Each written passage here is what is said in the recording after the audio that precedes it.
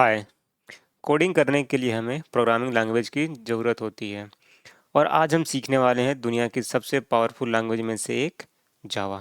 तो बात करते हैं आज जावा के इंट्रोडक्शन के कि जावा क्या होती है और इसके फीचर्स क्या क्या हैं और इसकी हिस्ट्री भी जानेंगे हम इस लेक्चर में। तो सबसे पहले बात करते हैं कि जावा क्या है। जावा एक high level object oriented programming language है। हाई लेवल का मतलब है कि जो इंसानों को समझने में आसानी हो। मान लीजिए आपने कोई कोड लिखा और उसमें आपने हेलो प्रिंट करा दिया, तो इस कोड को इंसान आसानी से पढ़ सकता है, समझ सकता है, बट कंप्यूटर केवल बाइनरी लैंग्वेज समझ सकता है, जैसे जीरो और वन। तो इसलिए जावा क्या है, हाई लेवल है। और जावा ऑब्जेक्ट ओरिएंटेड प्रोग्रामिंग लैंग्वेज भी है। इसका मतलब ये कि जो ऑब्जेक्ट्स होते हैं, जो जावा क्लास होता है, ऑब्जेक्ट होता है, तो जो हम कोड लिखते हैं वो इसी के आसपास ही रन करता है। इसका मतलब यह है कि ये सारे स्ट्रक्चर को फॉलो करता है जो भी हमारे उप्स में होते हैं, जैसे class, object, inheritance, polymorphism and etcetera जो भी होते हैं। ठीक है, जब हम उप्स का लेक्चर पढ़ेंगे तो हम जिसको डिटेल में पढ़ेंगे।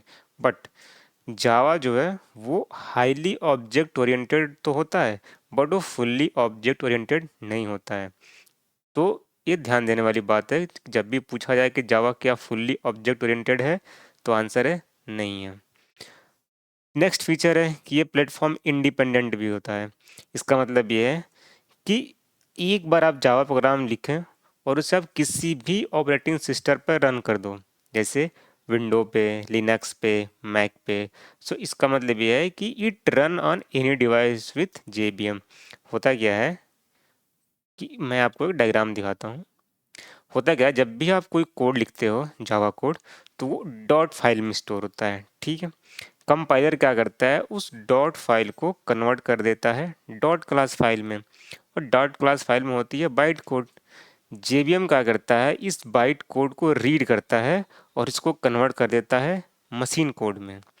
तो ऐसे ही स्ट्रक्चर फॉलो होता है, और हर ऑपरेटिंग सिस्टम का एक अलग जेबीएम होता है। इसीलिए सेम बाइट कोड जो है वो हर सिस्टम पे रन हो सकता है। मैक पे भी हो सकता है, लिनक्स पे भी हो सकता है। और होता किसके द्वारा है, जेबीएम के द्वारा। जेबीएम क्या करता है, इस बाइट कोड को रीड करता है और उस ऑपरेटिंग सिस्टम पे उसको रीड करके रन करता है। इसलिए जावा जो है वो प्लेटफॉर्म इंडिपेंडेंट है। ठीक है, अब इसकी बात करते हैं हम सिक्योरिटी के बारे में और रोबस्ट फीचर के बारे में। तो इसमें बिल्ट इन मेमोरी मैनेजमेंट होता है। इसमें एक हम एक्सेप्शन हैंडलिंग भी कर सकते हैं, जो कि एक बहुत ही रिलायबल और सेफ बनाता है जावा को। तो ये तो रहा जावा के फीचर और जावा। अगर हम इसकी हिस्ट्री की बात करें तो 1991 में सन माइक्रो सिस्टम के द्वारा एक प्रोजेक्ट बनाया जा रहा था जिसका नाम दिया गया था प्रोजेक्ट ग्रीन, जो कि क्रिएट किया जा रहा था जेम्स गोसलिन और उनकी टीम के द्वारा। उस प्रोजेक्ट में ये था कि ऐसा सॉफ्टवेयर डेवलप करना है जो कि इलेक्ट्रॉनिक डिवाइस पे चल सके, और किसी लैंग्वेज के थ्रू ही बनाएंगे, कोई लैंग्वेज यूज होगा, और उसका नाम दिया गया ओक, ओ ए की। बाद में क्या हुआ, 1995 में उन्होंने जावा का वन वर्जन रिलीज किया।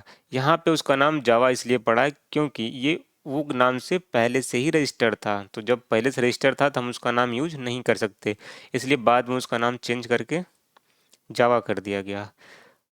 और 1995 में एक जावा का फर्स्ट वर्जन रिलीज किया गया, और एक बहुत ही स्लोगन दिया गया कि राइट वंस रन एनीवेयर। इसका मतलब ये है कि आप एक बार कोड लिखो और किसी भी ऑपरेटिंग सिस्टम पे कोड रन कर दो थ्रू जेबीएम। ठीक है, 2006 में क्या किया गया, इसको ओपन सोर्स कर दिया गया ताकि जो डेवलपर है वो उस सोर्स कोड को समझ सके और सीख सके। 2010 में ओरेकल ने सन माइक्रो सिस्टम को पूरा स्टेक एक्वायर कर लिया। अब ये सन माइक्रो सिस्टम का नहीं, अब ये ओरेकल का हो गया। ठीक है, बाद में अभी क्या है, लेटेस्ट वर्जन जो है जावा 25 है, 21 नहीं है। अगर हम इसके यूजेज की बात करें तो ओवरऑल पूरी दुनिया में 3 बिलियन से ज़्यादा डिवाइसेस में किसी न किसी तरीके से जावा की टेक्नोलॉजी यूज हो रही है, और ये तीसरा पॉपुलर लैंग्वेज है इसलिए कि नहीं कि ये जस्ट किसी ने रैंक किया है, इस क्योंकि सबका अलग अलग फीचर है तो हम इससे रैंक डिसाइड नहीं कर सकते। तो ये क्या होता है, पॉपुलरिटी इंडेक्स देखा जाता है कि किस लैंग्वेज की पॉपुलरिटी इंडेक्स ज़्यादा है। लाइक मेजर करने के बहुत से तरीके हैं कि आप सर्च इंजन पे जाकर रिजल्ट देख सकें, भाई कितना कम्युनिटी एक्टिव है उस लैंग्वेज को लेके, कितनी डिमांड है मार्केट में। तो ऐसे डेटा कलेक्ट किया जाता है। और इसका यूज मेनली एंड्रॉयड डेवलपमेंट में करते हैं। इंटरप्राइज बैकएंड में करना हो तो ज़्यादातर यूज जावा का होता है। वेब एप्लीकेशन में हम मैक्सिमम यूज करते हैं, लाइक फ्रेमवर्क यूज करते हैं, स्प्रिंग बूट, स्प्रिंग एमवीसी के फीचर यूज करते हैं।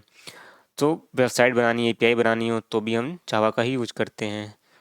आपका ये ह्यूज सिस्टम इकोसिस्टम बना पड़ा है। आप मेवन यूज करते हैं जब भी आप वेब एप्लीकेशन बनाते हैं, उसमें लॉट्स ऑफ लाइब्रेरीज होती हैं जो कि जावा को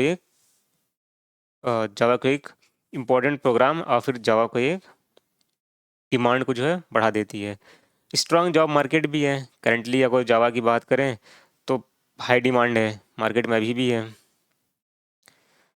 ठीक है, तो ये रहा जावा और उसके कुछ फीचर के बारे में। नेक्स्ट हम समझेंगे प्रोग्राम कैसे रन करता है और डेटा टाइप्स, और फिर नेक्स्ट फीचर के बारे में समझेंगे। तो ये रहा जावा का इंट्रोडक्शन।